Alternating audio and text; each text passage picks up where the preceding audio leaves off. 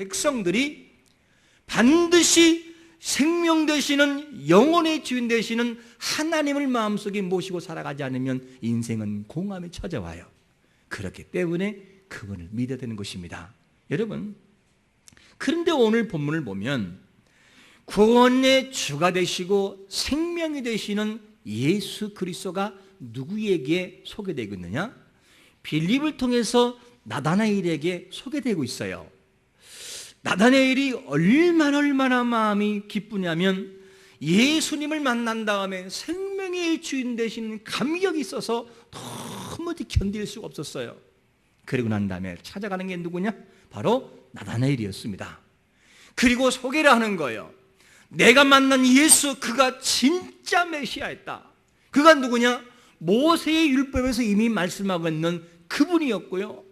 그리고 그 예수는 선지자들이 이미 말씀하고 있는 그 예수다. 그게 누군 줄 아느냐? 나사렛 예수 그리스도시니라 하면서 예수 그리스도를 그에게 소개하고 있어요. 자, 이렇게 되면 그렇게 기다리고 그렇게 소망했던 예수님을 마음속에 얼른 받아들이는 것이 그의 의무고, 그렇게 해야 생명이 연장될 수 있습니다. 그런데 신기한 것은 이 나다나엘의 반응이라는 거예요. 반응이 어떻게 보이냐면 46절 제가 읽어볼게요. 나다나엘이 이르되 나사렛에서 무슨 뭐가요? 선한 것이 날 수 있느냐 하면서 이 빌립에게 뭐합니까? 도전합니다. 아니, 내가 보기에는 나사렛이라고 하는 이곳에서는 선한 곳이 나올 수가 없어. 예수가 위대한 줄 몰라도 나사렛이라는 것 때문에 야, 틀려. 그러면서 그 예수를 마음속에 담고 있지 않는 것을 보게 됩니다. 반응이 나사렛 예수, 나사렛이라는 것 때문에 그의 마음을 닫게 만드는 것을 볼 수가 있습니다. 자신들이 그렇게 고민하고 기대했던 메시아, 그런데 그 메시아가 오셨지만 나사렛이라고 하는 이 선입견 때문에 뭐가 되느냐? 그의 마음을 완전히 닫게 만들어 놓았어요. 본래 이 예루살렘 사람들의 특징이 뭐냐면 우월의식이 있어요. 예루살렘, 이스라엘이라고 하는 우월의식이 얼마나 강한지 몰라 지금도요. 그런데 예루살렘 출신들은 어디 사람을 무시하느냐? 나사렛 사람들을 아주 무시했어요. 경멸했어요. 그리고 천하게 봤어요.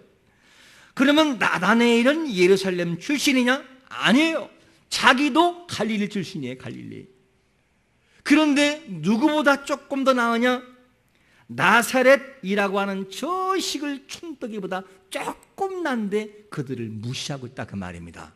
그래서 그 메시아를 설명하는 데에도 나사렛이라고 하는 그 동네에 살기 때문에 그 메시아를 받아들일 수 없다고 하는 것이 그의 관이었습니다.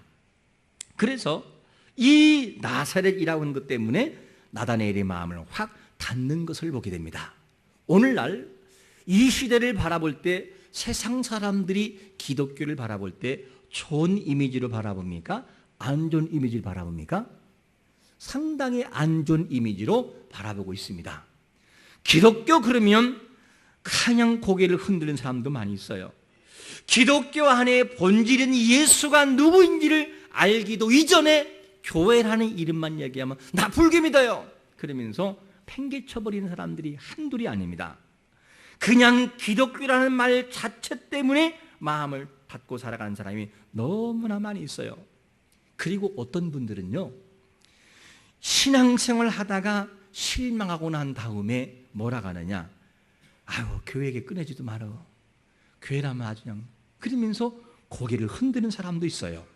어떤 사람은 신앙생활 하면서 다른 사람이 보기 싫어서 고개를 흔드는 사람이 있어요. 하나 그 사람은 보기 싫어서 못 나가. 고개를 흔들어요. 또 이런 생각 때문에 예수 얘기를 꺼내기만 하면 이미 마음을 다 닫고 살아갈 때가 있어요. 그러면 이런 사람만 그러냐? 그렇지 않아요. 이미 어느새 우리 마음속에도 이런 생각이 들어와 있어요. 나도 기도해보고 나도 금식해보고 나도 함께 예수를 믿어봤고 저한 믿고 있지만 나에게는 이런 능력이 없다 그러면서 무슨 생각을 하느냐? 글쎄, 믿어도 뭐 별것 없어, 이런 생각 가집니다. 신앙 자체가 예수 앞에 나와 있지만 예수 그리스도를 수박 겉핥기식으로 핥다가 자기의 경험과 자기의 생각으로 아예 별것 없어, 다 그렇지 뭐, 이러면서 그 예수를 완전히 우습게 볼 때가 우리에게 얼마나 많은지 몰라요. 여러분, 나다나엘이 나사렛이라고 하는 출신이라고 하는 이것 때문에 마음을 닫고 있듯이 우리 마음속에 왠지 모르게 나의 경험과 나의 생각이 어떤 것 때문에 예수를 은근히 능력을 무시하고 있는 것은 아니십니까? 여러분, 우리가 이럴 때가 많이 있어요. 예수 그리스도는 우리의 경험과 상관없이 지금도 메시아가 되시고 능력의 주가 되신 것을 믿으시기를 축원합니다. 종교개혁 시기에 풍자 중에서 이런 이야기가 있습니다. 어느 날 사제가 항상 기도하는 제목이 뭐냐면 이런 기도예요. 우리의 기도에 응답하시는 하나님, 그러면서 기도가 시작이 돼요. 매일 그런 기도가 됐고 그날도 역시 어김없이 기도가 시작되는 거예요. 우리의 기도에 응답하시는 하나님, 그러면서 기도를 하는데 그날따라 하나님이 응답하시는 거예요. 그래, 왜? 그러면서 하나님이 응답하니까 이 사제가 너무 놀랐어요. 심장마비로 죽었다는 말이 있어요.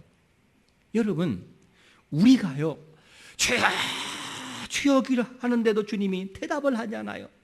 듣고 있는 건지 안 듣고 있는 건지. 그때 죄야 주여 할 때 왜 내가 너와 함께한다 깜짝 놀라가지고 우리가 죽을 수 있어요. 우리가 이렇게 살아갈 때가 많다는 거예요. 여러분, 하나님의 이름을 망령되이 일컫다는 이 말이 안 믿는 사람에게만 적용되겠습니까? 믿는 사람에게도 적용될 때가 많이 있어요. 영혼이 없는 기도, 하나님 앞에 내가 눈물로 기도하고 있지만 아무런 생각이 없는 기도와 하나님 앞에 간구하는 생각, 그냥 의무적으로 늘 하던 식으로 늘 그렇게 했기 때문에 그분 앞에 구하는 그런 마음과 생각과 믿음이라고 한다면, 영혼이 빠져있는 것이라고 한다면 그 이름을 망령되 일컬음과 뭐가 차이가 있습니까? 우리에게는 어떤 하늘님이 아니라 전능하신 유일하신 하나님을 향해서 외치고 있는 종교가 기독교인 줄로 믿습니다. 분명한 대상이 우리 앞에 있어야 되는 것이죠. 그래서 우리에게는 그런 예수 그리스도를 언제나 마음 중심으로 믿고 믿는 마음이 너무나 필요합니다. 그런 나다나엘, 선입견이 뭡니까? 나사렛, 얘기도 끝내지 마라. 뭐 선한 것이 나오겠어? 없어. 그리고 딱 포기해버려요. 나사렛 예수라는 이분은 본래 고향은 어디입니까? 나사렛입니까? 어디입니까? 베들레헴이에요. 태어난 곳이 베들레헴. 그래서 이미 그 예언은 성경에 예언되는데 미가서 5장 2절에서 뭐라고 예언됐냐면, 베들레헴 에브라다야, 너는 유다 족속 중에 작을지라도 이스라엘을 다스릴 자가 네게서 네게로 나올 것이라. 그의 군보는 상고의 영혼에 있느니라 라면서 예언되어 있어요. 그냥 나사렛 예수라는 이 말은 무슨 말이냐면 살아가는 삶의 모습이 거기서 오래 살았기 때문에 나사렛 예수라고 부를 뿐이었습니다. 나다나엘 정말 그는 구원의 주가 되시는 예수님을 소개하고 있지만 나사렛이라는 이름 때문에 사람의 상식과 지역을 초월하는 하나님의 역사를 무시하고 있다 그 말입니다. 여러분, 하나님의 일하심은 사람의 생각을 초월하는 것을 믿으시기를 축원합니다. 하나님의 일하심은요, 상식을 초월하셔요. 그래서 이 창세기 구약의 문을 통해서 보게 되면 하나님의 일하심은 어떤 것이 있느냐? 이스라엘 문화가 어떤 것이냐?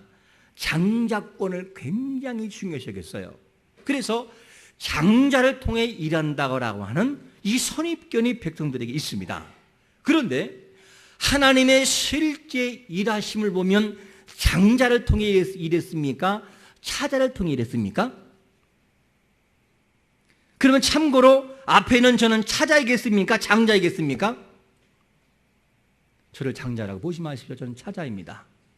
하나님의 일하심은요, 성경에서 어떻게 했느냐? 차자를 통해 일해요. 차자. 장자를 통해 일하는 것이 아니라 차자를 통해서 일하는 경우가 참 많이 있습니다. 다른 말로 말하면 예루살렘이라고 하는 우월의식 속에 빠져있는 사람들을 통해 역사하는 것이 아니라 나사렛이라고 하는 보잘것없는 촌뜨기 사람들을 통해서 역사하신 하나님 능력을 믿으시기를 축원합니다. 하나님은 지금도 우리를 사용할 때요 꼭 잘나고 우월한 사람만 사용하는 것이 아니라 그 말입니다. 하나님은 나약한 그 사람들 통해 역사하셔요.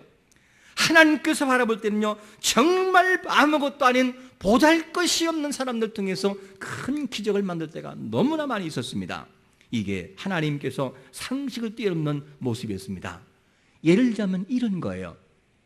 창세기에 드러난 고대의 문화적 전통을 보게 되면 당시 문화가 자녀를 많이 낳는 여인이 영웅시대고 칭송받았던 시대예요. 그리고 자녀가 많다는 것을 뭘 말하느냐? 경제를 말하는 것이고 군사력을 말하는 것이고 성공하는 가문의 이름을 빛낼 만한 확률이 높다는 걸 의미합니다. 그런데 신기한 것은 뭐냐면 아이를 낳지 못하는 자들에게는 뭘 받느냐? 수치를 받았어요. 그리고 사람들은 지탄받았습니다. 그런 더 신기한 것은 뭐냐면 하나님의 일하심은 아이를 많이 낳은 사람을 통해 역사한 것이 아니라 하나님 아이를 낳지 못하는 그 가운데 있지만 하나님이 그를 택해버려요. 택하시고 태의 문을 확 열어버려요. 그냥. 그리고 난 다음에 연약한 그들의 마음 속에 그 씀씀이를 보고 하나님이 일하시는 것을 볼 수가 있습니다. 누가 있을까요? 아브라함의 아내 사라가 그렇게 했어요. 그리고 누가 있습니까? 이삭의 아내 누구요? 리브가. 그리고 사무엘의 어머니 한나, 요한의 어머니 엘리사벳. 이런 사람들 통해 하나님께서 다 아이를 낳지 못한 사람들이었어요. 아이가 없어서 그렇게 고통한 사람이 있는데 하나님은 남들이 바라볼 때 수치를 보고 아무것도 아니라고 하는 그런 사람들을 어떻게 하느냐? 택하시고 들어서 사용하시는 하나님의 기적이 뭐냐면 하나님이 일하시면서요. 그래서 지금 나다나엘은 뭐를 무시하고 그랬냐? 나사렛이기 때문에 그는 메시아가 될 수가 없다는 겁니다. 이런 논리를 펴고 있어요. 여러분, 우리의 상식을 뛰어넘어 초월하셔서 역사하시는 그분을 만나시기를 축원합니다. 그래야 인생은 아름다워질 수 있습니다. 우리는 오랜 세월 동안 습관적으로 이런 생활에 이미 젖고 있을 때가 많이 있습니다. 기도는 내가 정말 유창하게 해요. 그런데 믿지는 않아요. 제 마음속에 늘 고민되는 것이 있었어요. 늘 고민되는 것이 뭐냐면 아버님이 장로님인데 그렇게 기도를 유창하게 하는데 왜 삶은 그대로 살지는 못할까? 이것이 제가 궁금했었어요. 그런데 해답 찾은 것이 뭐냐면 기도할 때 그 모습만큼은 진솔한 것이다. 저것이 가장 간구하는 소망일 것이라고 하는 사실을 뒤늦게 알았습니다. 우리가 기도를 많이 하고 기도를 많이 하는데 너무나 믿지 못할 때가 많이 있어요. 이게 뭐냐? 잘못된 선입견으로 살아갈 때가 있어요. 남들에게 전도도 하고 소개하지만 자신은 예수에 대해서 확신하지 못합니다. 이게 우리의 모습이에요. 그리고 믿어보고 신앙생활해 보았지만 별 볼 일 없는 기독교, 별로 능력이 없는 예수라고 하는 이런 평가가 우리 앞에 있을 때가 은연중에 우리 마음속에 있어요. 여러분, 예수 그리스도 그분은 지금도 여러분 내면을 보고 계시고 여러분들의 마음을 움직이시는 거룩한 분인 것을 믿으시기를 축원합니다. 저는 묻고 싶어요. 여러분 스스로가 바라보는 기독교는 어떤 것입니까? 여러분들이 바라보는 교회는 무엇입니까? 그리고 여러분들이 바라보는 예수는 여러분들에게 어떤 분이십니까? 과연 정말로 내 중심의 인생을 움직이는 신뢰할 만한 그분인지 저는 묻고 싶어요. 나다나엘 나사렛이라는 거 이것 때문에 믿을 수가 없었어요. 그런데 믿지는 못했지만 빌립이 전도할 때에 믿자봤자 본전이다. 그리고 이 부족한 마음을 예수로 향할 때에 어떤 역사가 있었습니까? 그에게도 희망이 보이기 시작합니다. 47절 우리 한번 눈을 뜨고 다 같이 크게 읽어보겠습니다. 시작. 자기에게 오는 것을 보시고 그를 가르쳐 이르시되 보라 이는 참으로 이스라엘 사람이라 그 속에 간사한 것이 없도다. 할렐루야. 하나님께서 이 예수님께서 나다니엘을 바라보고 하시는 말씀이 뭐냐면 나다니엘 마음속에는 뭐가 없다고요? 간사한 것이 없는 진짜라는 거예요. 진짜. 그러면 이 나다니엘은 어떤 사람이냐면 실제로 겉과 속이 같은 사람이었어요. 물을게요. 겉과 속이 같은 사람이 직선적이에요? 직선적이 아니에요? 직선적인 사람이에요. 겉과 속이 같은 사람이 바른 말하기 때문에 까칠해요? 까칠하잖아요? 까칠합니다. 그런데 주님께서는 지금 나다니엘을 바라볼 때 장점을 봤기 때문에 야, 이스라엘의 참 사람이다. 네 마음속에 간사가 없단 말이지 단점까지 얘기하면 정말 보잘것없는 사람이에요. 그런데 이 장점에 대해서 예수님께서 얘기하니까 나다니엘 마음속에 깜짝 놀랐어요. 주님은 48절에서 뭐라고 말씀하냐면 너무 깜짝 놀라가지고 나다니엘이 물어요. 나를 어떻게 아십니까? 라고 물을 때에 48절에 보니까 나다니엘이 이르되 어떻게 나를 아시나이까? 예수께서 대답하여 이르시되 빌립이 너를 부르기 전에 네가 무화과나무 아래에 있을 때 보았다는 거예요.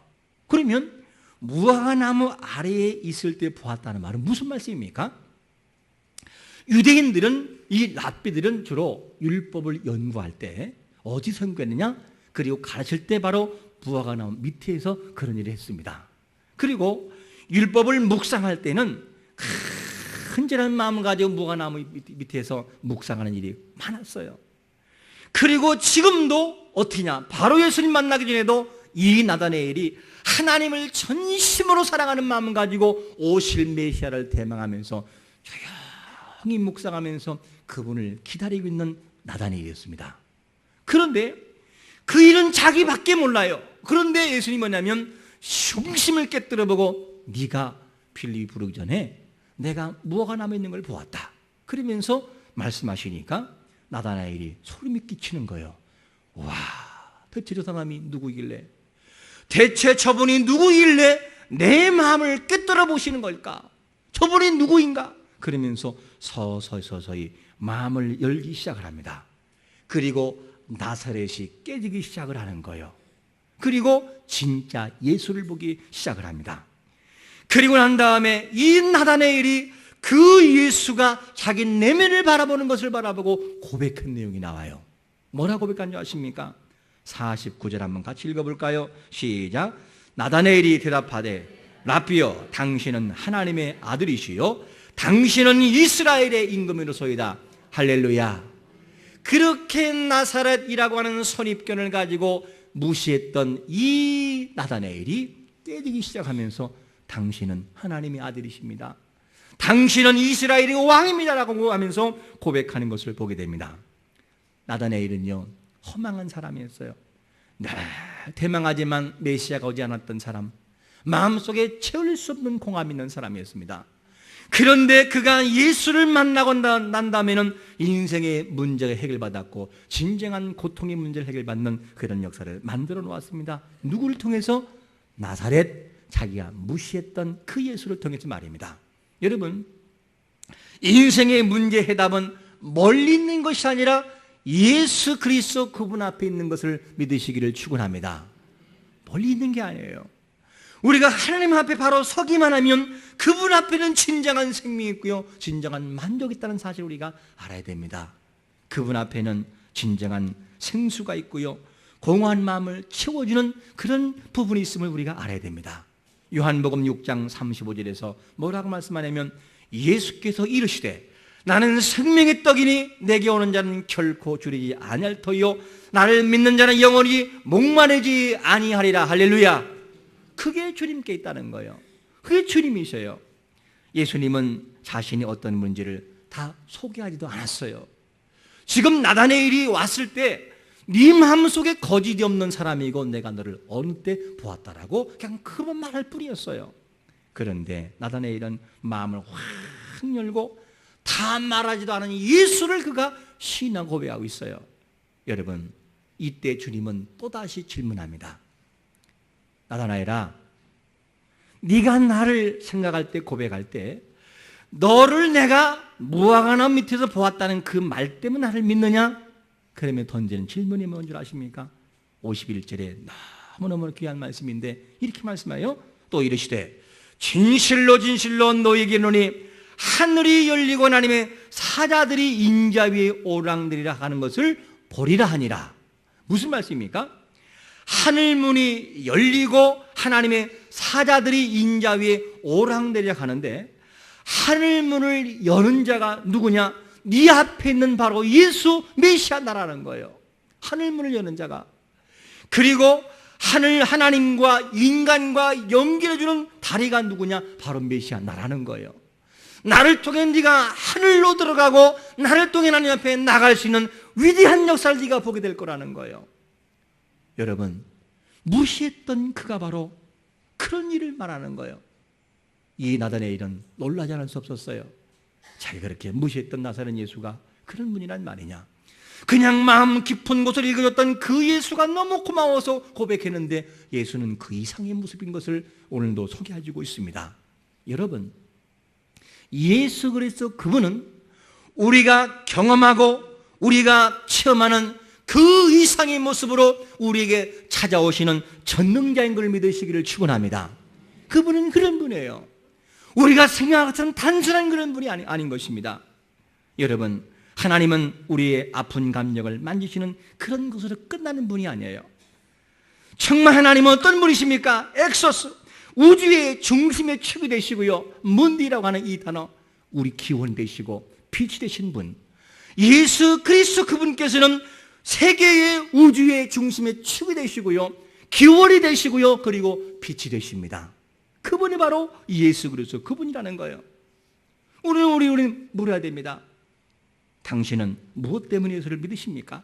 라고 말한다면, 내가 믿는 이유는 바로 예수 그리스도 그분께서는 우주의 기원이 되시고 빛이 되시고 중심이 되시는 그분이고 하늘문을 여시고 그분을 나를 그 하늘로 인도하실 전능자 구원자가 되시기 때문에 저는 예수를 믿습니다. 이 사실을 고백하는 마음이 있어야 돼요. 여러분, 오늘 나다나엘을 선입견을 가지고 나아가는 잘못된 모습 때문에 그 예수를 놓칠 뻔했습니다. 그런데 그가 진정한 예수 그리스도를 앞에 나갔을 때에 비웃는 나사렛이 변하여 뭐가 됐습니까? 고백자가 됐습니다. 오늘 여러분, 이곳에 있는 모든 분들, 우리의 마음 깊은 곳에 예수 그리스도를 바라볼 때 은연중에 안되라고 비웃는 그 모습이 있다면 그 비웃음이 변하여 진정한 고백으로 만들어갈 수 있는 신앙의 성숙자가 되시기를 예수 그리스도의 이름으로 축원합니다. 아멘.